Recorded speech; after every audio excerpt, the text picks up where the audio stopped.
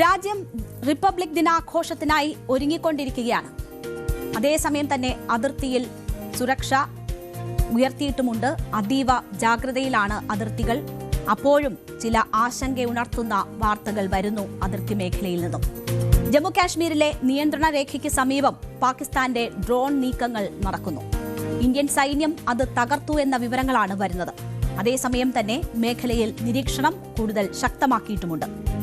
ജമ്മു കാശ്മീരിലെ നിയന്ത്രണ രേഖയ്ക്ക് സമീപം പാകിസ്ഥാന്റെ ഡ്രോൺ നീക്കങ്ങൾ ഇന്ത്യൻ സൈന്യം തകർത്തിരിക്കുന്നു. രജൌരി, സാംബ, പൂഞ്ച് സെക്ടറുകളിലാണ് ഈ ഡ്രോണുകൾ കാണപ്പെട്ടത്.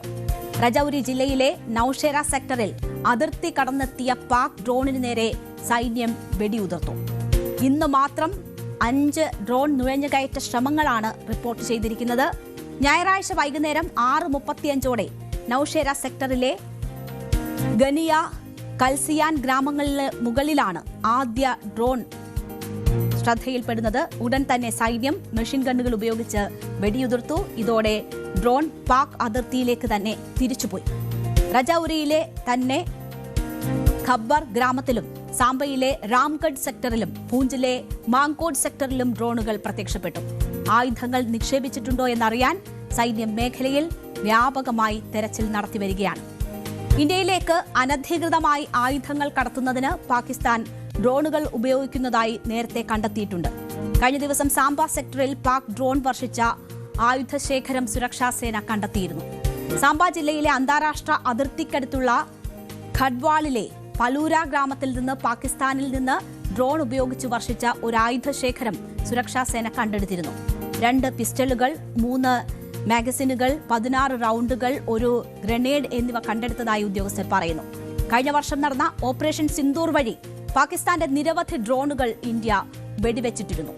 ഇതോടെ കുറഞ്ഞു വന്ന ഡ്രോൺ നീക്കങ്ങൾ ഇപ്പോൾ വീണ്ടും സജീവമാകുന്നത് ആശങ്കയുണ്ടാക്കുന്നതാണ്. ആയുധങ്ങളോ മയക്കുമരുന്നോ അതിർത്തിയിൽ നിക്ഷേപിച്ചിട്ടുണ്ടോ എന്ന് പരിശോധിക്കാൻ സൈന്യം മേഖലയിൽ വ്യാപകമായ തെരച്ചിൽ നടത്തുകയാണ്.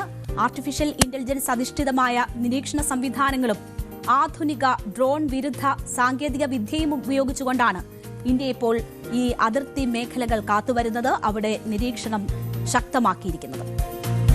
നിരോധിത ഭീകര സംഘടനയായ ജെയ്ഷെ മുഹമ്മദ് തലവൻ മസൂദ് അസറിന്റേതെന്ന പേരിൽ ഒരു ഓഡിയോ സന്ദേശം കഴിഞ്ഞ ദിവസം പുറത്തു വന്നിരുന്നു. അത് ഏതു നിമിഷവും ആക്രമണം നടത്താൻ തയ്യാറായി വൻതോതിൽ ചാവേറുകൾ സജ്ജമാണെന്ന സന്ദേശം ആയിരുന്നു അതിന്റെ ഉള്ളടക്കം. ആ ഓഡിയോ സന്ദേശത്തിന്റെ ഉള്ളടക്കം അതായിരുന്നു. ആ അവകാശവാദമായിരുന്നു അതിനുണ്ടായിരുന്നത്.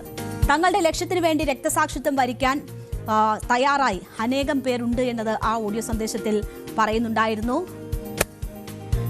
എപ്പോഴാണ് ഈ വീഡിയോ റെക്കോർഡ് ചെയ്തതെന്നോ അതിന്റെ വിശ്വാസ്യതയോ ഒന്നും തന്നെ സ്ഥിരീകരിക്കാൻ കഴിഞ്ഞിട്ടില്ല. പക്ഷേ അതുമായി ബന്ധപ്പെട്ടുള്ള വിശദാംശങ്ങൾ ഇന്ത്യൻ അന്വേഷണ സംഘങ്ങൾ വളരെ വിശദമായി തന്നെ തുടങ്ങിയിട്ടുണ്ട് എന്നതാണ് മനസ്സിലാകുന്നത്. പക്ഷേ യാതൊരു സ്ഥിരീകരണവും വന്നിട്ടില്ല. പക്ഷേ ജെയ്ഷെ മുഹമ്മദിന്റേതെന്ന പേരിൽ ഇതിനു മുൻപും ഇത്തരം ഭീഷണി സന്ദേശങ്ങൾ വന്നിട്ടുണ്ട്. അതുകൊണ്ട് തന്നെ വളരെ ഗൗരവത്തിൽ തന്നെയാണ് സൈന്യം അതിനെ നോക്കിക്കാണുന്നത്.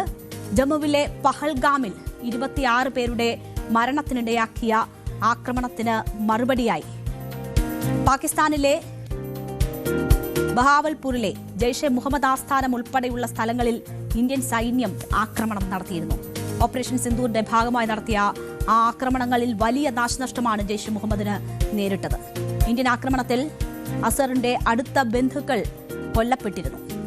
ഇതിന് മാസങ്ങൾക്ക് ശേഷമാണ് ഇത്തരമൊരു സന്ദേശം വരുന്നത് എന്നത് വളരെ ഗൗരവത്തിലാണ് കണ്ടുവരുന്നത്. അതുകൊണ്ട് തന്നെ ഒരു തിരിച്ചടിക്ക് ഉള്ള തയ്യാറെടുപ്പും മുന്നറിയിപ്പുമാണോ ഇത് എന്ന നിലയിൽ വളരെ വിശദമായി തന്നെ ഈ കാര്യങ്ങളിൽ പരിശോധനകൾ നടത്തുന്നു. അതിർത്തിയിലെ നിരീക്ഷണം കൂടുതൽ ശക്തമാക്കാനുള്ള തയ്യാറെടുപ്പുകൾ നടക്കുകയാണ്. ഓപ്പറേഷൻ സിന്ദൂറിലൂടെയുള്ള ഇന്ത്യയുടെ ആക്രമണം അവസാനിപ്പിക്കാൻ പാകിസ്ഥാൻ അമേരിക്കയുടെ സഹായം തേടിയതായി വെളിപ്പെടുത്തുന്ന രേഖകൾ കഴിഞ്ഞ ദിവസം പുറത്തു വന്നതാണ്. അമേരിക്കയുടെ വിദേശ ഏജന്റ് രജിസ്ട്രേഷൻ ആക്ടിന് കീഴിൽ ഫയൽ ചെയ്ത രേഖകളിലാണ് ഈ വിവരങ്ങൾ ഉള്ളത്. ഇതുമായി ബന്ധപ്പെട്ടുള്ള വാർത്തകൾ കഴിഞ്ഞ ദിവസമാണ് പുറത്തു വന്നത്. ഇന്ത്യയെ സംഭാഷണത്തിന് പ്രേരിപ്പിക്കാനും ഈ ഓപ്പറേഷൻ സിന്ദൂർ അവസാനിപ്പിക്കാനും അമേരിക്കയോട് പാകിസ്ഥാൻ അഭ്യർത്ഥിച്ചുവെന്നും അമേരിക്കയുടെ മധ്യസ്ഥതയെ സ്വാഗതം ചെയ്യുന്നുവെന്നും ഈ രേഖകൾ വെളിപ്പെടുത്തിയിട്ടുണ്ട്. ഈ സഹായം പാകിസ്ഥാൻ അങ്ങോട്ട് അമേരിക്കയോട് അഭ്യർത്ഥിച്ചതാണ്.